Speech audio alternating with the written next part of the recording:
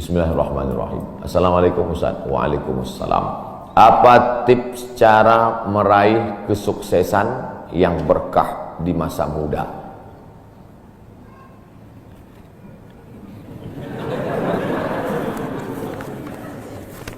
Saya tidak pernah bercita-cita menjadi apapun.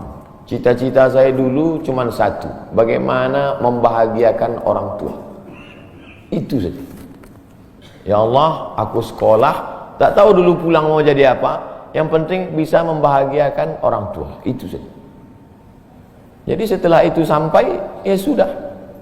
Bisa menyenangkan hati orang tua. Bisa, itu saja. Maka saya sampaikan di kampus-kampus kepada mahasiswa, kalian kalau belum bisa membahagiakan orang tua, jangan menyusahkan orang tua. Ini kadang baru ngelihat namanya aja di HP dah kumat darah tinggi maknya. Kalau belum bisa membahagiakan dia, jangan menyusahkan dia. Maka saya di Mesir 4 tahun tak pernah saya minta duit. Tiba-tiba udah sampai dari ke Mekah. Aku udah di Mekah. Dari mana kau dapat ongkos? Ada tabunganku sikit-sikit. Pergi ke Makkah, kerja, pulang, bayar hutang. Jangan pernah menyusahkan orang tua. Oleh sebab itu cita-citanya yang pertama mencari ridha Allah. Ridha Allah fi ridhal walidain wa sukhutullah fi sukhutil walidain. Pulang saya ke kampung, saya mau beli tanah berapa meter, ternak lele, tanam cabai, daun ubi, malam mengajar ngaji. Cita-cita saya kecil aja. Tak ada cita-cita mau jadi ustadz viral disambut di airport, tak ada. Terus kata mak saya, masa kau S2 tinggal di kampung, pergilah ke kota.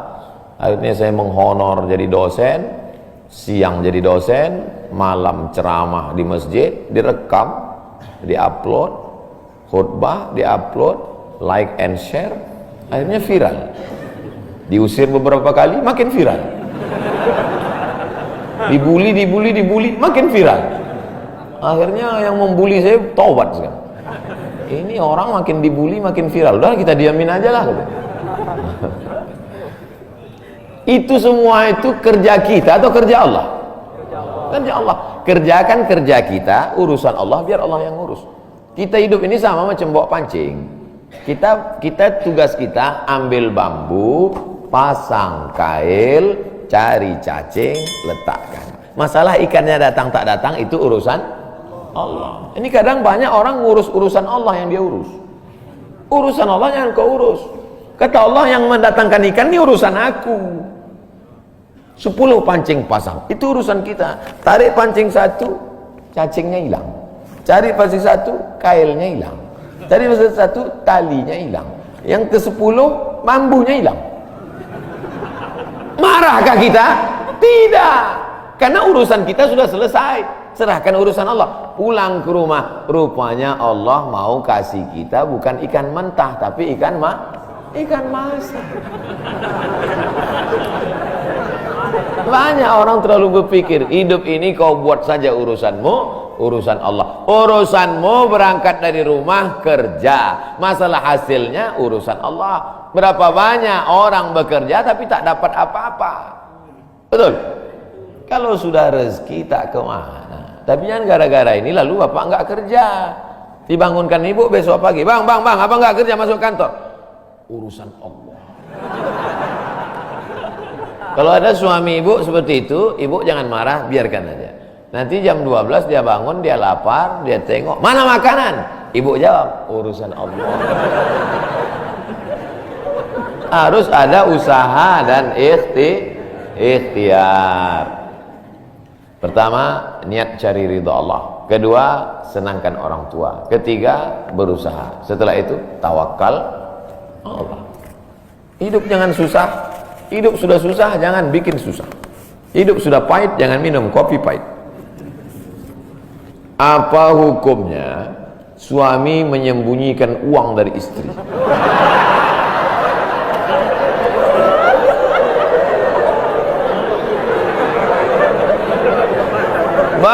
Bang, kata istrinya. Bang, ini duit apa bang? Duit sial. Oh duit sial, udah kusembunyikan kau dapat juga.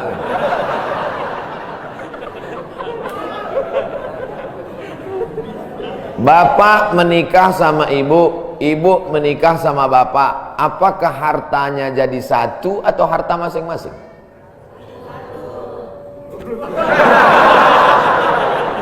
Mereka mau hartanya jadi satu dan bapak ketakutan. Itu yang saya baca.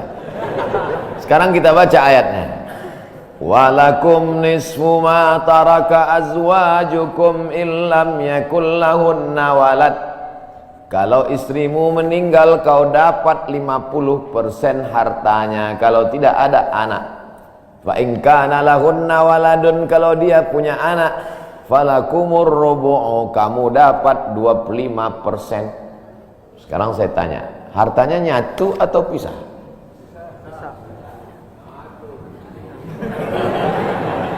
Memang kalau belum sarapan susah nangkap. Saya ulang sekali lagi. Walakum nisfu ma taraka azwajukum. Hai para suami, kamu dapat setengah harta istrimu kalau tidak ada anak. Fa in kana lahunna waladun, kalau ada anak kamu dapat 1/4. Artinya hartanya misal. Harta bapak beda, harta ibu beda. Ibu kerja, punya kebun, punya tanah, punya speedboat, itu harta dia. Bapak punya usaha, harta bapak. Meninggal ibu, 50% untuk bapak. Apa beda harta ibu dengan harta bapak? Di dalam harta bapak ada hak ibu, dalam harta ibu tidak ada hak bapak. Takbir. Saya ulang sekali lagi. Ibu menikah dengan bapak, bapak menikah dengan ibu, ibu bawa harta, bapak bawa harta. Bedanya apa? Dalam harta bapak ada hak ibu, dalam harta ibu tidak ada hak bapak. Kenapa dalam harta bapak ada hak ibu? Karena bapak wajib memberi nafkah. Kewajiban bapak 5. Pertama, kasih makan. Kedua, kasih pakaian. Ketiga, kasih tempat tinggal. Keempat, kasih pendidikan. Kelima, kasih perhatian. Lebih dari yang ini, itu bukan milik mereka lagi. Jelas? Ini ada sekarang suami setelah menikah, pas dilihat surat apa semua, tak ada punya dia. Semua atas nama istrinya. Ini orang kalau meninggal ini tidak kena azab kubur, karena di dunia sudah terlalu azab dengan istrinya. Dari yang saya sampaikan ini jelas tentang pembagian batasan-batasan harta. Jelas? Jelas. Jadi tidak serta-merta setelah menikah, jangan mau anak perempuan kita ditipu laki-laki. Istriku, mana surat mobilmu, mana surat tanahmu, tadi kita sudah akad nikah, semua hartamu milikku, surgamu di bawah tapak kakiku. Tidak begitu. Makanya laki-laki harus ngerti, perempuan juga harus paham. Kalau tidak, sedang main bola aja ada aturannya, statuta. Kalau tidak akan hancur. Tapi insya Allah jelas. Pak Ustadz minta tolong doakan ibu saya, sudah lama sakit. Nanti kita doakan di akhir majelis. Bukan cuma ibu bapak, ibu-ibu semua kita doakan. Bagaimana niatnya doanya? Bagaimana niatnya doanya mandi taubat? Nawaitu, aku berniat ghuslat taubat, mandi taubat. Saya nggak bisa bahasa Arab Pak Ustaz, bahasa Indonesia, bahasa Makassar, bahasa Jawa, bahasa Batak, bahasa Mandailing, bahasa Aceh. Saya niat mandi taubat karena Allah Ta'ala. Bagaimana cara mandinya Pak Ustaz? Seperti mandi wajib, basah dari ujung rambut sampai ke ujung kaki. Di mana mandinya Pak Ustaz? Di laut bisa. Kolaka ini 30% saja daratan Pak Ustaz, yang 70 adalah lautan. Nah, mandi di laut. Apalagi kalau sampai ke tengah laut, bukan cuma dosanya hilang, orangnya hilang sekali. Mandi taubat. Setelah mandi taubat, solat sunat taubat. Usolli sunnatat taubat raka'ataini lillahi ta'ala. Ayatnya bebas. Ayat apa yang paling panjang? Hafal kau amma yatasaalun? Tidak. Wadduha? Tidak. Kulhu? Hafal baca kulhu. Di sujud terakhir banyak berdoa. Berapa kali solat sunat taubat sehari? Sebanyak-banyaknya. Kami dulu dipesankan guru kami, pagi sholat sunat taubat, siang sholat sunat taubat, petang sholat sunat taubat, sebanyak-banyaknya sholat sunat taubat, sholat sunat taubat, sholat sunat taubat, sholat sunat taubat. Usolli sunat taubat raka'atain lillahi ta'ala. Ma min muslimin yudhnibu dzamban, ada orang yang silap salah berbuat dosa, summa yatatahhar, bersuci, berwudu, mandi, taubat, summa yusolli raka'ataini, sholat sunat 2 rakaat, summa yastaghfirullah, minta ampun kepada Allah, illa ghafarallahu lah, Allah mengampunkan dosa-dosanya. Bulan Rajab banyak-banyak taubat, bulan Sya'ban tingkatkan ke taubat, masuk ke dalam bulan Ramadan insyaallah mendapatkan Lailatul Qadri khairum min alfi syahr.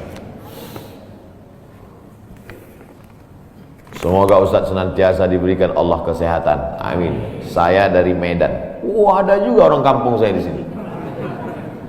Bagaimana cara bakti seorang anak, cara membahagiakan orang tua berjarak jauh dengan kita, sedangkan bertemu dekat bersama orang tua mungkin hanya 1 tahun sekali, Idul Fitri saja, karena harus bekerja di PT Antam Tbk Sulawesi Tenggara.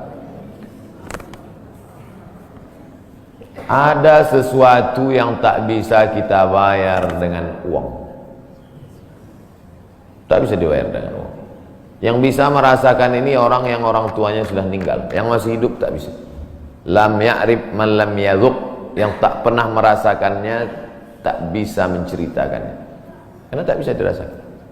Setelah orang tua itu tak ada, barulah kita rasa dunia ini hampa, tak ada guna. Duit itu tak ada gunanya, mobil itu tak ada gunanya, rumah itu tak ada gunanya, apapun tak ada gunanya. Waktu dapat saya gelar doktor dari Sudan, pulang saya ke rumah, tak ada gunanya, tak bisa lagi diceritakan.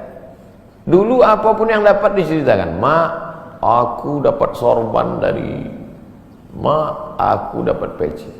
Setelah pulang tadi, pulang dari Brunei dapat gelar visiting profesor di Universitas Islam Sultan Syarif Ali, tak ada gunanya, hampa. Paling-paling ditulis di baleho aja, profesor, doktor. Tak guna. Untuk menunjukkan bahwa kita bukan ustadz kaleng-kaleng.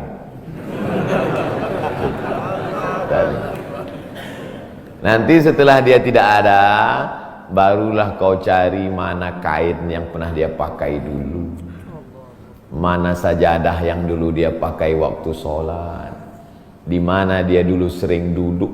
Bekas tempat duduknya aja pun bisa menghilangkan rindu. Bekas tempat dia duduk dulu, tempat dia duduk makan kacang sambil minum teh, duduk kau di situ bisa menghilangkan rindu. Quran yang dia baca dulu lengkap dengan rehalnya, bangun kau tengah malam, kau bentang sajadah, duduk kau di situ, kau buka Quran yang dia baca dulu, hilang rindu. Tapi setelah dia tak ada, makanya mumpung dia masih ada, ciumlah tangannya, peluklah badannya, ciumlah keningnya. Kalau kau ada duit, kirimlah. Tak bisa, karena cari makan jauh Pak Ustaz, mesti terbang dari Sumatera sampai kemari. Apa boleh buat? Memang begitu kondisi ekonomi kita sekarang. Allah tidak marah, tapi kalau kau mampu, kirimlah. Siapa orang yang kira-kira bisa digaji, dibayar untuk memasakkan dia di rumah? Berkirimlah. Karena sampai masanya nanti duit yang banyak itu tidak ada gunanya. Sebanyak apapun kau simpan, tak ada rasanya lagi, hampa, tak ada gunanya. Maka mumpung dia masih ada, Idul Fitri paksa-paksakanlah pulang. Mahal tiket pesawat, tabunglah, teleponlah.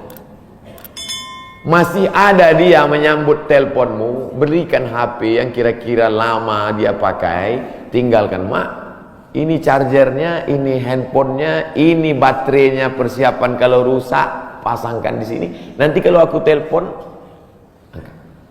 sampai masanya nanti handphonenya berbunyi tapi tak ada yang angkat. Selagi dia masih ada, senangkanlah hatinya, kirimkanlah kain. Kain itu tidak akan dia pakai, tapi insya Allah menyenangkan hati dia. Ketika hatinya lapang, lapang rezeki. Ketika hatinya senang, senang hidup. Tapi kalau sudah hatinya sempit, meleleh air matanya rindu karena tak pernah kau telepon, disitulah awal azab Allah datang. Kau akan berenang dalam kesengsaraan. Mudah-mudahan Allah mengampuni dosa kita semua. Dosa ibu bapa. Ala hazihi niyah al-Fatihah. A'udzubillahi minasyaitonir rajim. Bismillah. Alhamdulillah rabbil alamin. Ar-Rahmanir Rahim. Maliki yaumiddin. Iyyaka na'budu wa iyyaka nasta'in. Ihdinas siratal mustaqim. Shiratal ladzina an'amta 'alaihim ghairil maghdubi 'alaihim waladdallin. Amin. Rabbana ighfir lana dzunubana, ampunkan dosa kami ya Allah. Wali abaina, ayah kami ya Allah. Melepuh kulitnya untuk menyekolahkan kami, tak dapat kami balas budi baiknya ya Allah. Wali ummahatina, ummak kami, 9 bulan 10 hari kami dikandungnya, 2 tahun kami disusukannya, mengalir darahnya dalam badan kami, tak dapat kami balas. Tak dapat kami balas kebaikannya, sekali teriakannya saat mengeluarkan kami ke alam yang fana ini. Tak dapat kami balas kebaikannya ya Allah. Kalau dia masih hidup, sahih jasadaha, sehatkan badannya. Qawi imanaha, kuatkan imannya. Ar-rahmazubhal istiqamata, berikan dia istiqamah dalam iman dan Islam. Kalau dia sudah meninggal dunia, lapangkan kuburnya ya Allah. Nawwir qabraha, terangkan makamnya ya Allah. Allahumma ja'al qabraha radatan min riyadil jinan. Jadikan kuburnya salah satu dari taman-taman surga. La taj'al qabraha hufratan min hufarin niran. Jangan jadikan kuburnya salah satu dari lubang neraka ya Allah. Allahumma ja'al abana'ana barina liwalidiha. Jadikan anak-anak kami anak-anak yang berbakti kepada orang tua. Allahumma hafazhum min kulli su' wa syarr. Jaga anak-anak kami dari segala perbuatan maksiat dan dosa ya Allah. Rabbana zalamna anfusana, kami sudah banyak buat silap salah dan dosa.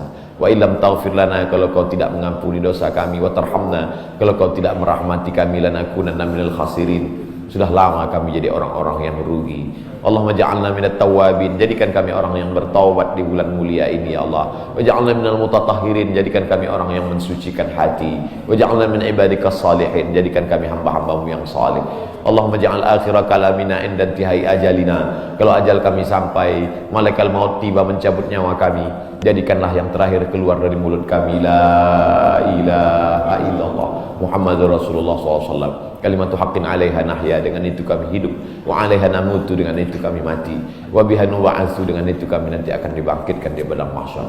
Rabbana atina fid dunya hasanah wa fil akhirati hasanah wa qina adzabannar. Wa sallallahu ala sayyidina wa maulana Muhammad wa ala alihi wa sahbihi wa sallam. Walhamdulillahi rabbil alamin.